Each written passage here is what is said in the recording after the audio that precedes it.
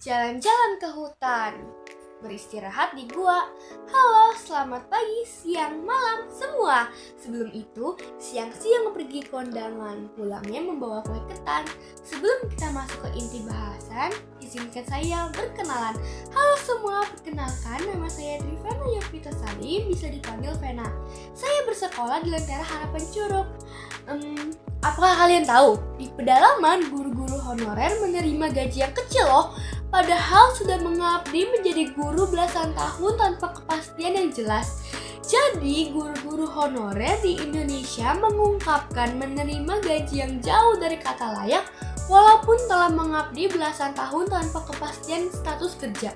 Seperti kasus pemecatan guru honorer, seorang guru honorer yang bernama Hervina dari Kabupaten Bone, Sulawesi Selatan mengungkapkan ia bekerja di SDN 169 Sadar selama 16 tahun mengajar. Ia mengatakan bahwa gaji yang ia terima selama bekerja hanya 700.000 selama 4 bulan. Ia mengaku bahwa sudah tidak tahan menjadi guru dan digaji sebesar Rp700.000 selama 4 bulan. Hervina juga mengatakan bahwa ia ingin pindah tetapi dikekang dan ia hanya bisa menikmati pekerjaan. Masalah ini terjadi karena tidak ada rancangan induk pemerintah tentang guru yang ingin pensiun tetapi dikekang karena sedikitnya guru yang direkrut pada SDN 169 Sadar, sehingga menciptakan masalah waktu mengajar dan juga yang disebut bom waktu. Hervina mengajar anak-anak di SDN 169 Sadar menggunakan sistem vertikal, yaitu agar anak-anak yang ingin mendapatkan ilmu dan bekerja menimbulkan mobilitas vertikal ke atas, yaitu adanya perubahan pada anak-anak yang ingin mencapai cita-cita yang lebih tinggi. Pemerintah berupaya lewat Kementerian Pendidikan dan Kebudayaan berupaya menyelesaikan masalah guru honorer dengan perjanjian kerja, yaitu PPK, ingin merekrut 1 juta guru. Namun dari sisi guru honorer sekarang mereka menolak cara ini, khususnya bagi mereka yang sudah tua hanya mengambil pendidikan hingga jenjang SMA dan telah mengabdi menjadi guru belasan tahun. Sedangkan sekarang PPPK mengambil hingga lulus sarjana. Nah, di kasus ini adanya keberagaman kebutuhan dan kondisi yang berbeda di mana Hervina dan anak-anak muridnya memiliki kondisi yaitu kebutuhan dan tantangan yang berbeda, di mana Hervina dengan guru-guru yang ada di daerah perkotaan atau di sekolah-sekolah negeri dengan anggaran yang lebih besar. Lalu komentar orang-orang atau netizen yang melihat kasus ini adalah kasihan kepada Hervina, merasa Hervina tidak salah dan malah mendukung Hervina juga. Nah, dengan itu terciptanya konflik sosial.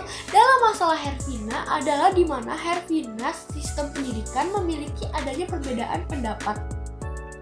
Hervina sendiri ingin pensiun tetapi dikekang karena sedikitnya guru-guru yang diterima di SDN 169 Sadar dan karena gaji yang ia terima selama ini bernilai kecil, yaitu Rp700.000 selama 4 bulan. Ia merasa senang dengan hasil dia sehingga ia mengupload di sosmed, tetapi malah dipecat. Lalu pemerintah yang kurang memperhatikan guru-guru di pedalaman, sehingga anak-anak yang ingin bersekolah dan seharusnya mendapatkan ilmu tidak jadi mendapatkan ilmu. Karena guru-guru yang ingin pensiun tetapi dikekang dan karena juga direkrutnya sedikit guru. Lalu guru-guru juga menjadi lelah karena ia ingin pensiun tetapi dikekang. Solusinya adalah di mana pemerintah dan juga sistem pendidikan harus memperhatikan guru-guru lagi dan juga memberikan gaji yang mencukupi dan sepadan dengan apa yang mereka kerjakan. Kesimpulan yang dapat kita ambil adalah kita harus menghargai guru-guru kita dan juga kita harus menyerupai sifat Hervina yang tidak menyerah dan juga tetap berusaha mencari keadilan dan juga tetap mencintai anak-anak muridnya.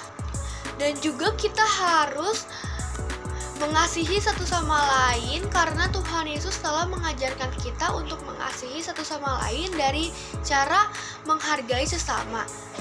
Jangan lupa untuk menghargai guru-guru kalian ya. God bless you, bye-bye.